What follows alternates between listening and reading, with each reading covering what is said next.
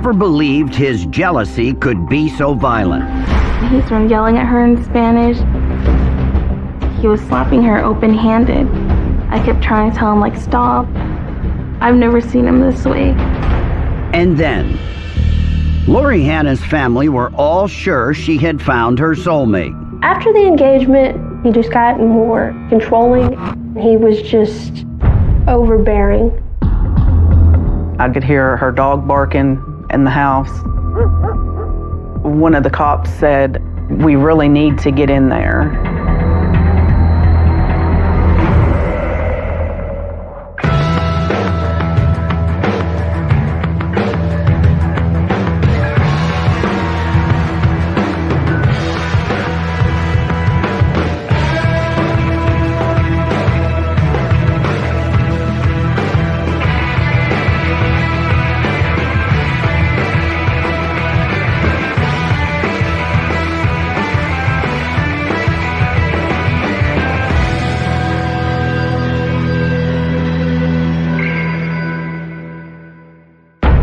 I'm John Walsh, and this is In Pursuit. You know, every once in a while, we're all subjected to an especially grotesque public display. Weeping husband faces the news cameras, begging the public to help him find his missing wife or his missing child. And then, all too soon, it becomes very clear that this grieving phony is the chief suspect in a gruesome crime. Salvador Vaca Garcia is just that kind of hypocrite. He had what most people long for, beautiful child together with the woman who loved him. But it wasn't enough. Police say this creep's desperate need for control meant death to a loving mom and tragedy to a family that was already in the clutches of terrible grief.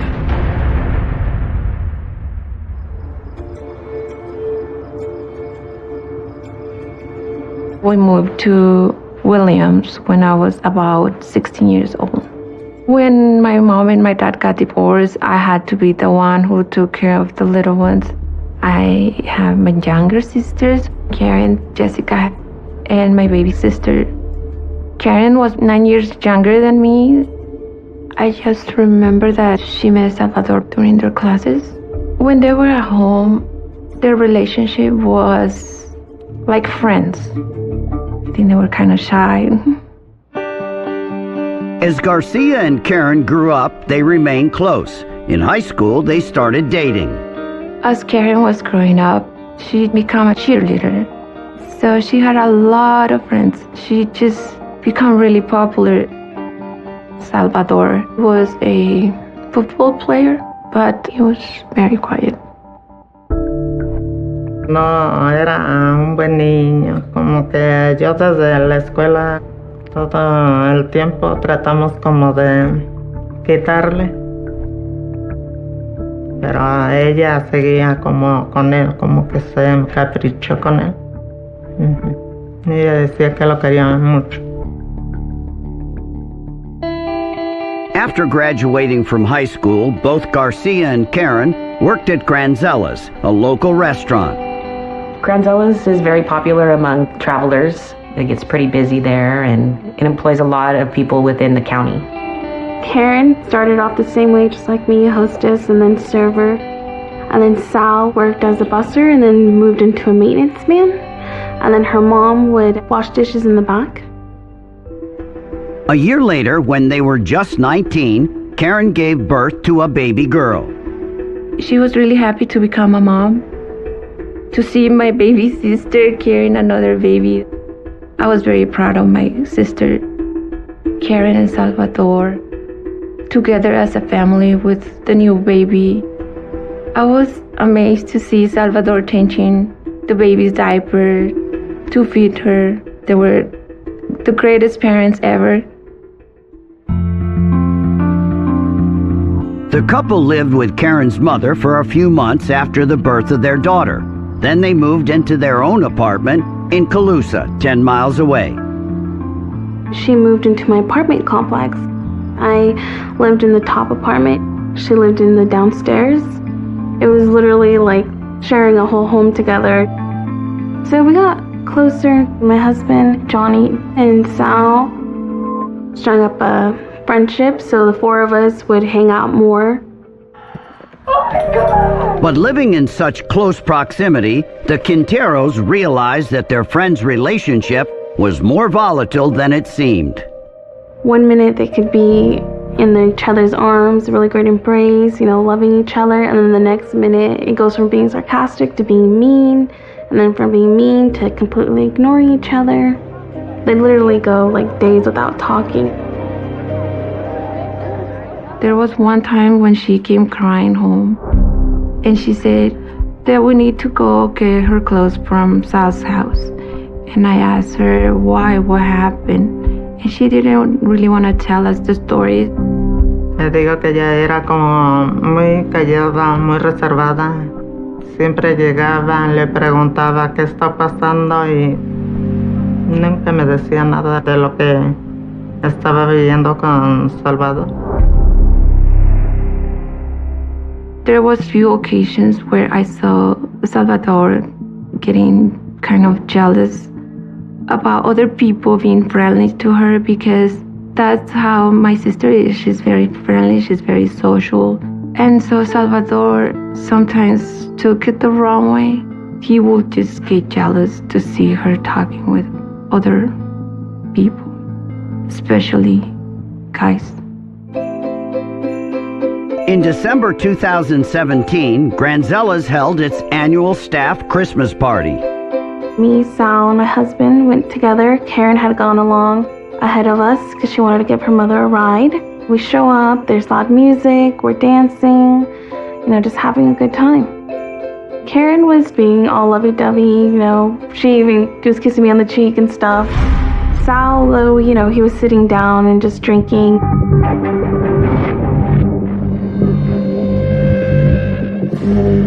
To Karen's mother, it seemed like Garcia was burning with jealousy. Salvador fue como muy seria, como que ya venía enojado con ella. Once the party was over, Garcia was still nursing his anger. And once we got to the apartment, Sal just instantly starts arguing, like, you don't want to be with me, why are you talking to certain people? I've never seen him this way. He started yelling at her in Spanish, saying like, toma Karen, lo querías y te lo di, and he was slapping her open-handed. I kept trying to tell him like, stop. My husband, Johnny, pulled her off, and then Sal starts yelling at Karen like, it's over, we're broken up. And he throws a water bottle at her. It hits her right in the eye. Linda and Johnny took a shocked and upset Karen back to her mother's house. Yo apenas sí me iba cambiando de ropa cuando tocaron la puerta y era Johnny. Ella me la llevaba. Entonces que ella nomás me abrazó llorando y me golpeó. Y le dije, Karen, tienes que hablarle como al policía, le hablas tú o le hablo yo. Le dije, porque esto no se va a quedar así. Karen filed a report with the Colusa police. The police charged Garcia with a domestic violence misdemeanor. By January 4th, 2018, they had broken up for good. Karen moved with the baby back in with her mother and younger sister. There they decided she would be safe from Garcia. A few days later, Karen's younger sister was at home, and she thought she was alone.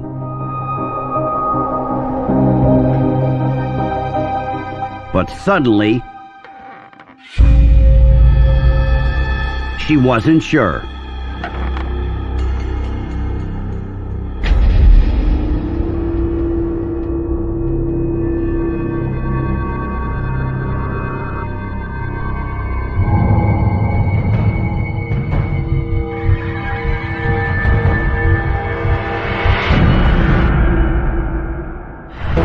Have you seen Salvador Vaca Garcia? Please make that call, and I guarantee you can remain anonymous.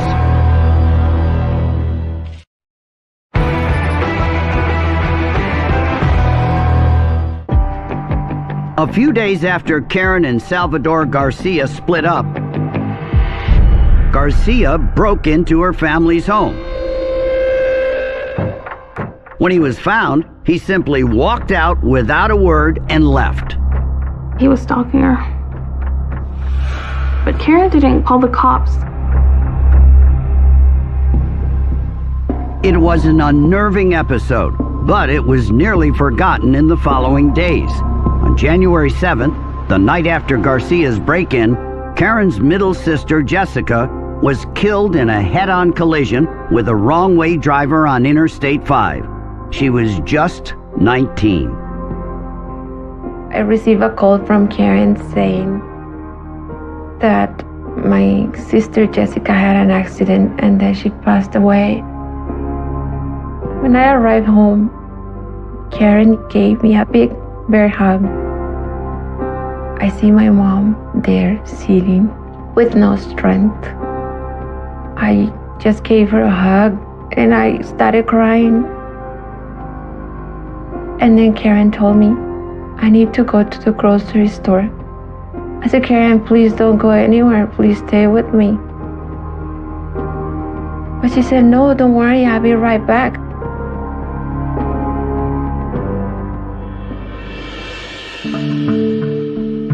Karen came over to my apartment. She just wanted to get away from the situation, clear her head. I asked her, I'm like, why don't you want to be with your family? She's like, I can't take it. My mom's crying. My sister's crying. Everybody's in a really bad place right now. So I needed something to get out of the house. She also wanted to go out with one of my husband's friends, who's also a coworker of ours. And so the four of us were just hanging out, having dinner, having some drinks. Garcia, who had partial visitation rights with their daughter, was at home with the child when he grew suspicious of Karen's whereabouts. Salvador called us. Do you know where Karen's at? Her car is at the apartment, but she's not there. And just asking all these questions. It got to the point where he told us, fine, if you won't tell me where she's at, can you at least let her know that she needs to pick up the baby tomorrow at 8 at the apartment because I work. We're like, okay, yeah, if we see her, we'll let her know. Towards the end of the night, we split up. My husband and I went home, and her and that coworker, stayed out later night. They hung out. So the next day, Karen showed up to the apartment. My husband was downstairs checking the mail, and he said, hey, Sal's in the apartment waiting for you. Are you gonna be okay? And she said, yeah, I'll be fine. Just gotta get the baby and get going.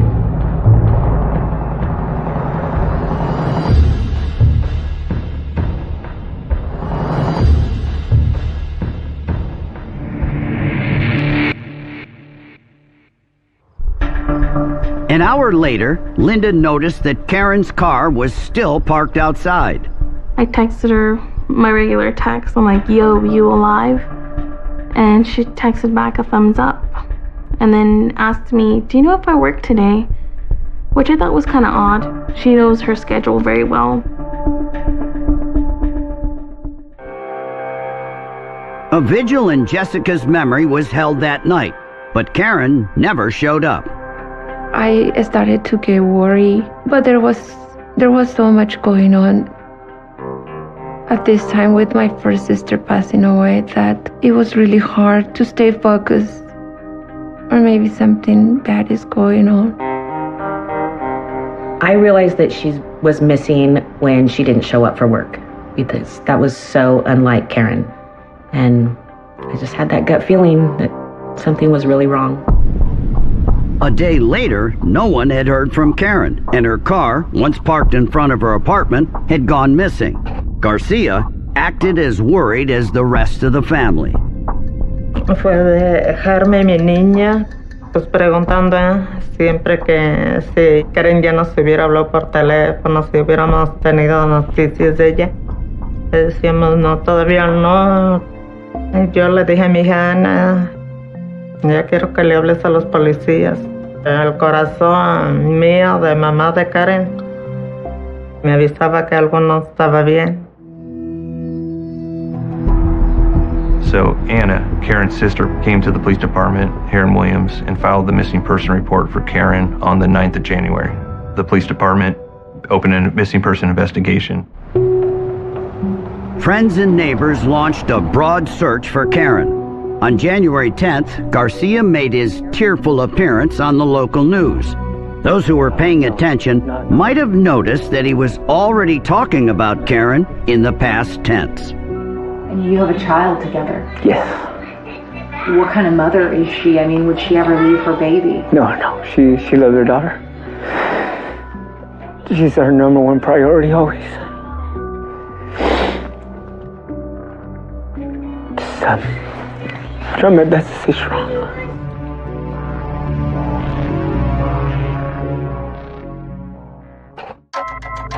Garcia was acting the grieving boyfriend, but as police looked into his record, they became suspicious. We did see that there was a domestic violence incident involving Karen and Sal from back in the end of December. So we brought Sal in for an interview here at the police department in Williams on the 12th of January. He ended the interview abruptly just after beginning and did not want to provide any further statement to the investigators. That was suspicious to us because just a couple days before he was pleading for her safe return. As that was going on, another team of officers and investigators were executing a search warrant at the residence that both Karen and Sal had previously shared in Colusa.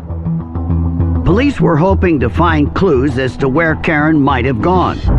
But at the apartment, they found something else entirely. We got to a back bedroom and we found a substantial amount of blood. Someone losing that much blood would have more than likely have been deceased from the injuries.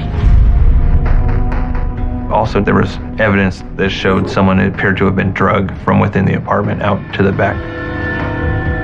It was pretty obvious that Karen was a victim of a homicide, but all we had was the evidence collected. We did not have a body at that point.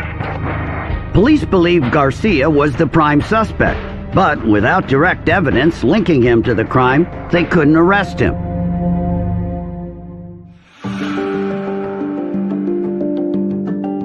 On January 13th, neighbors gathered for a car tagging event that Garcia himself had organized.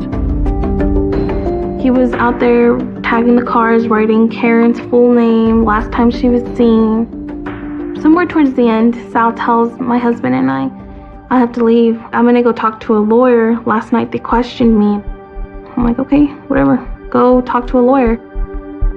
That was the last time we saw Sal.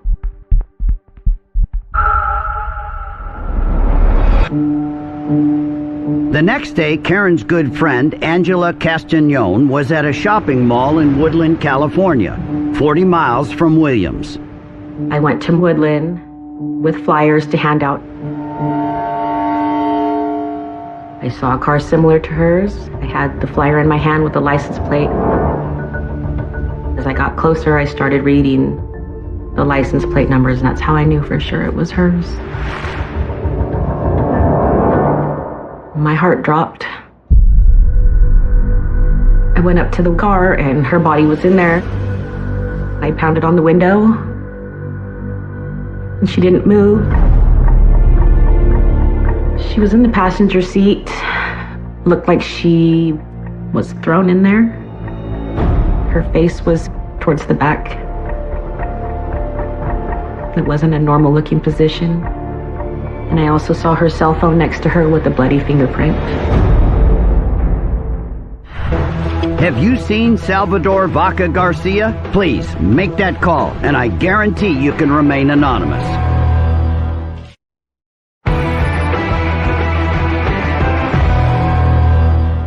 On every episode of In Pursuit, we're going to tell you about some missing children that we need your help to find and bring home to their families. Here's the first case.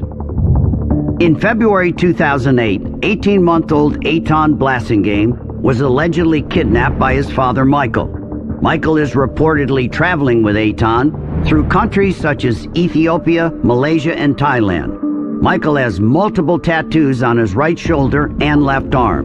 Eitan would now be 12 years old. If you have any information about Eitan or Michael's whereabouts, please call us. On January 14th, 2018, 6 days after Karen Garcia disappeared, her body was found in her car, abandoned at a shopping mall parking lot. It's one of the worst days of my life.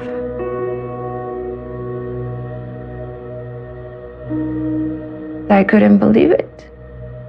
I was like, no way. This cannot be happening again. I just lost a sister. I can't be losing my other sister. The coroner's office in Yolo County determined the cause of death was multiple blunt force injuries to the head. Ella no merecía morir así. A golpes como si hubiera matado como un animalito.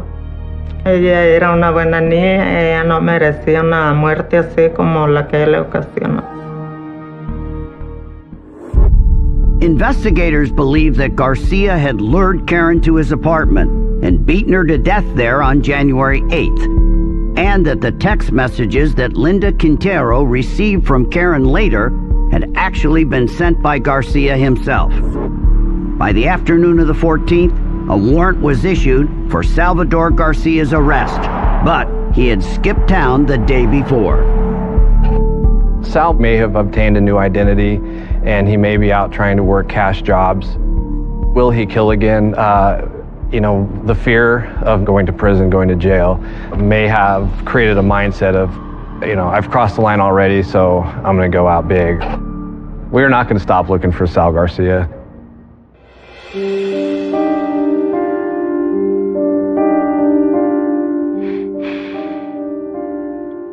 I miss carpooling to work. I miss, late night texts.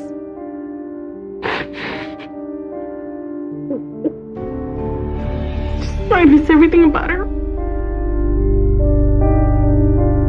The baby is 2 years old, and sometimes when she's sleeping, sometimes she just wakes up crying, yelling for mommy. It is very devastating. My sister Karen was very young, and she didn't deserve this. There's some days that I wake up and I just want to see her and give her a hug. Me quedé con muchas preguntas yo. Cuando ya supe que ya no podía hacérselas a ella, y ella me contestaron que la extraño mucho. Once he gets caught, we will be able to live again. We will be able to tell Karen, we did it. We did it for you. We found him. And he's gonna pay. He definitely will pay.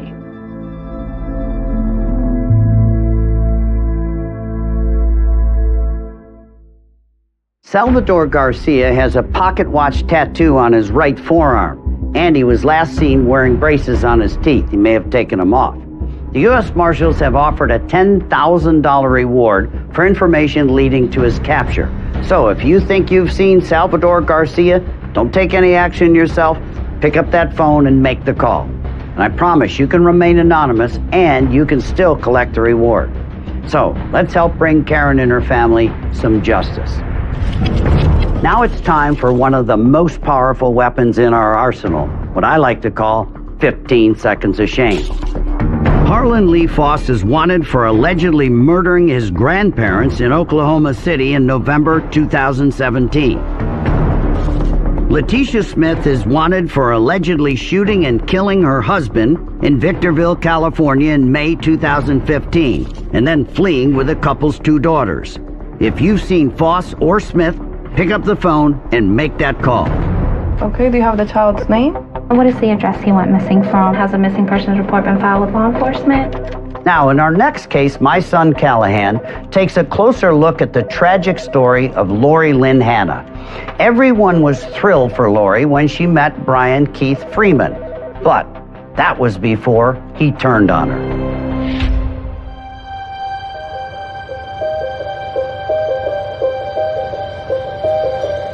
I've come to Ward, Arkansas to investigate an unusual case of violence where no one saw any red flags, including the victim. Lori Hanna's life was blossoming, yet in her own home, a tragedy unfolded that no one could have imagined. I'm here to learn how something like this could happen, and how a family continues on in their search for answers.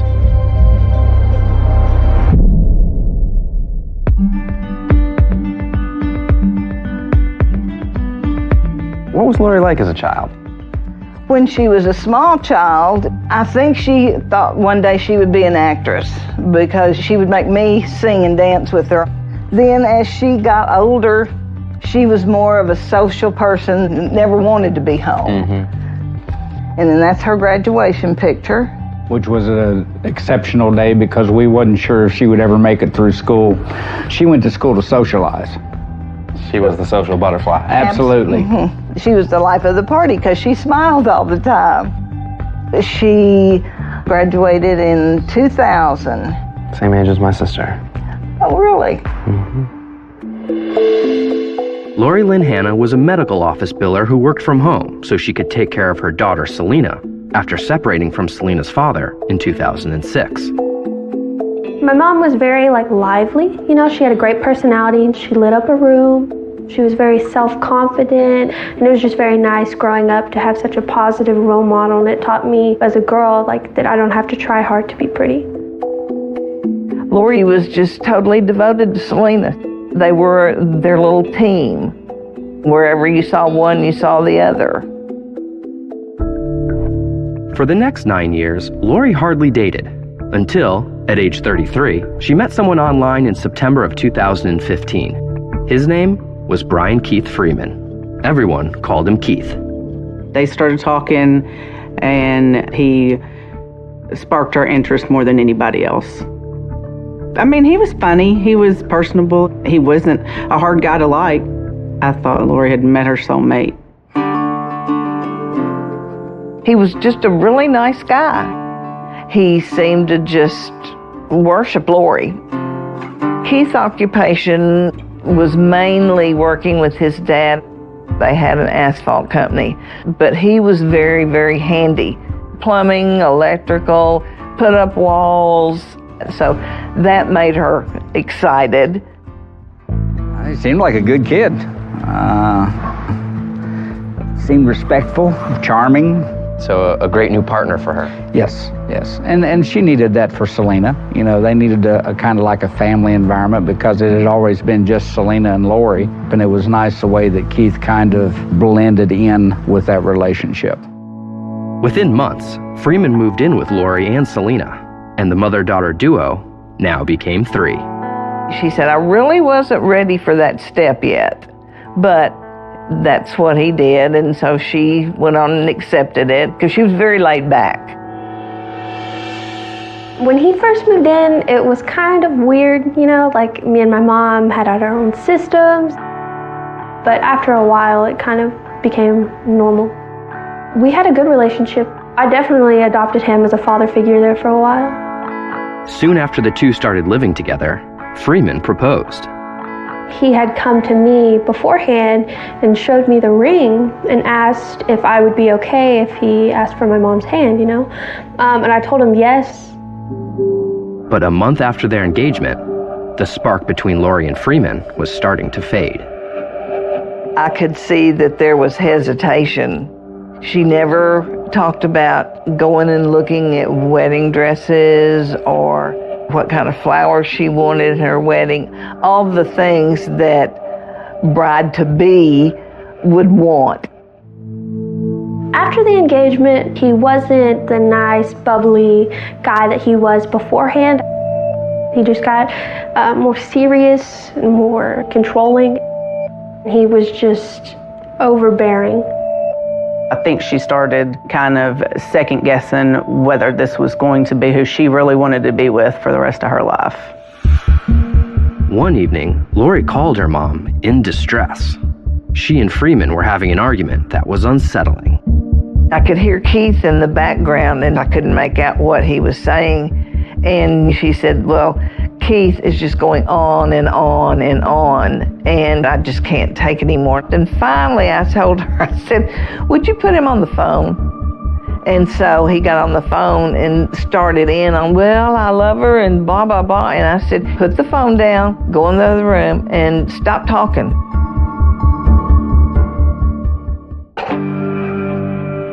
In January of 2017, Lori was fed up. She broke off the engagement and forced Freeman to move out, unaware of the dangerous turn their relationship would take. Keith's sister said, we received some disturbing messages about Lori. And I said, disturbing like I need to go check on her? And she said, yes. Have you seen Brian Keith Freeman? If you have, make that call. I guarantee you can remain anonymous.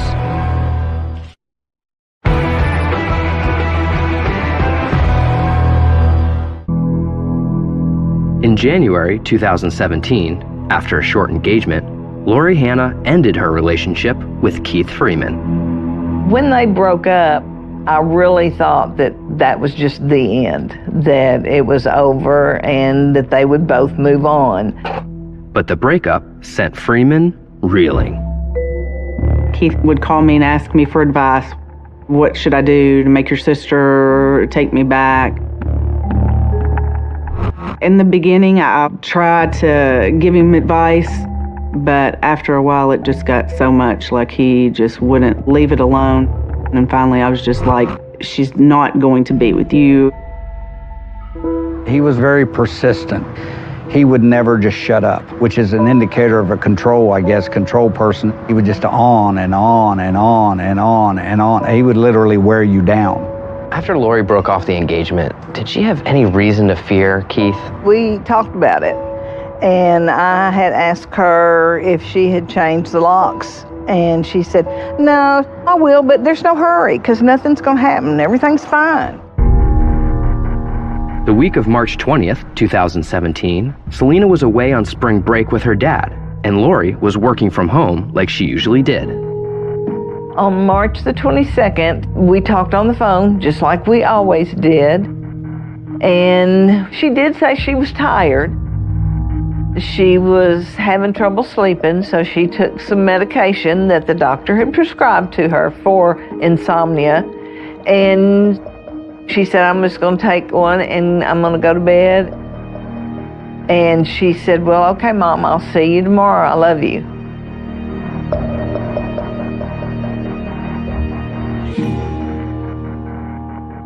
And that was the last time I talked to her.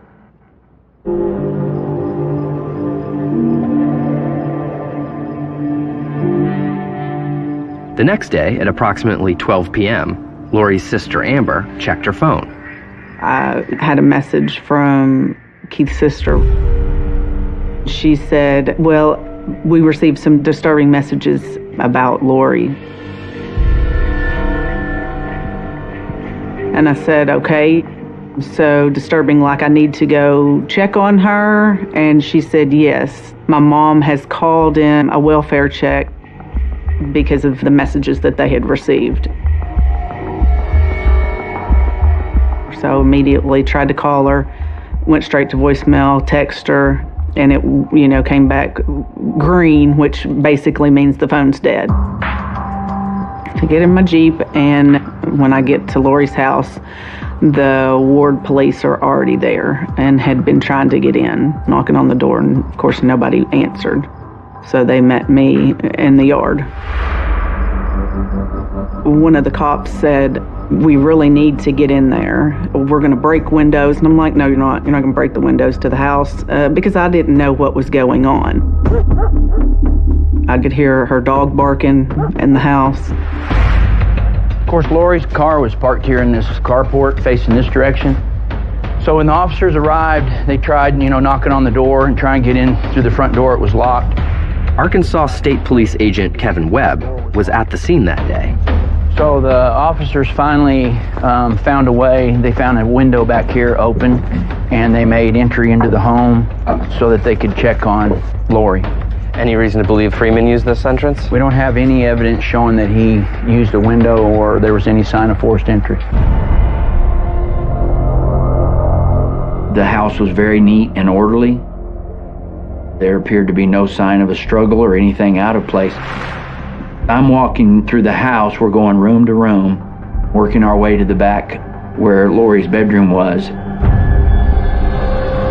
When I walked into Lori's bedroom, Lori's body was laying on the bed on her right side.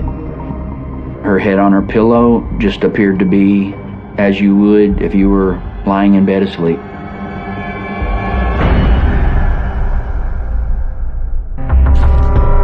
If put in a situation where he thinks he's going to be cornered, I think he could be a dangerous person.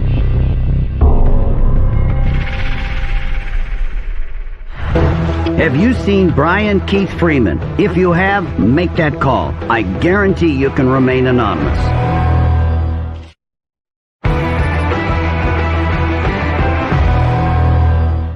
Here's the next missing child case we'd like your help in bringing to a safe and peaceful conclusion. Kimberly Amaya was last seen in Flushing, New York on September 29, 2017. Kimberly had met someone online prior to her disappearance.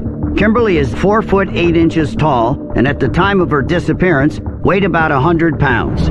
If you have any information about Kimberly's whereabouts, please call us. On March 23, 2017, police made the grisly discovery that Lori Hanna had been murdered in her home.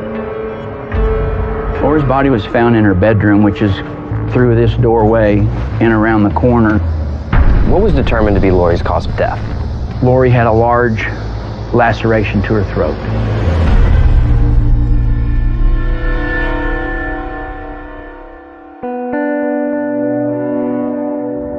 The police told Amber that Keith Freeman was the prime suspect, and not just because he and Lori had recently broken up. That's when he told me that Keith had told his mom that he had killed Lori the night before. We believe that Freeman entered the home without force about 11:30 p.m., went back to Lori's bedroom where she was asleep, and killed Lori at that time.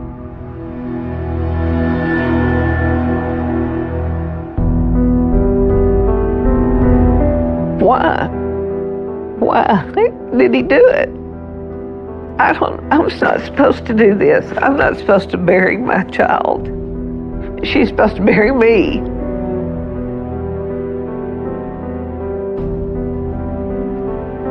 Somebody can take a knife and stab you through the chest and it wouldn't hurt that much. I mean, it's just like somebody rips your heart out.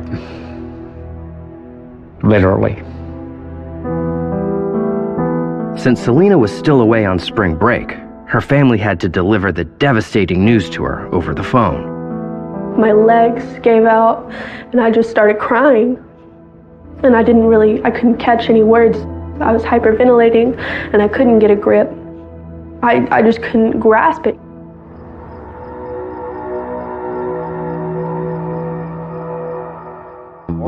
U.S. Marshal Jeremy Hammonds jumped on the case and gained new insight into who this fugitive really is. There you can see Brian Freeman is number one on our most wanted list here in eastern Arkansas. So who is Brian Keith Freeman? What's his profile? He's a very social creature. He's very dependent on other people. A lot of people said that, he was notorious for, bumming money, cigarettes, that kind of stuff.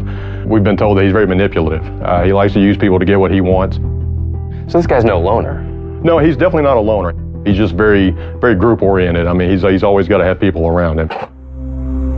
We found that Freeman does not have a violent background or a violent criminal history. But when there's emotions and when there's relationships involved, people can do things that you normally wouldn't expect or believe that they could do. If put in a situation where he thinks he's going to be cornered. I think he could be a dangerous person to whoever he comes in contact with at that time. Once Brian Keith Freeman is caught, Lori's family will finally be able to ask the questions that they have a right to ask. In the meantime, it's clear to me that Selena, who now lives with her dad, is searching for peace where she can find it. What do you miss most about your mom? She was very kind and just cared about everybody. It was really nice to have somebody so open to come home to if I was having a hard day. She was always there no matter what. What do you think about when you come here? Sometimes when I come out here, I don't really think about anything. I just talk to her as if she was sitting in front of me and just tell her about what's been going on in my life and how much I miss her. I try hard now to make her proud. I'm going into high school and my mom's not there to see it, and it's super sad, but I do have a very supportive family and I'm super grateful for that. I feel like if he's done this once, he can do it again. So hopefully he will be captured. And I say captured, not caught, because I think he needs to be captured, just like an animal. I'm very bitter and very, very angry with him. And in time, I'm sure some of that will go away. But I don't know.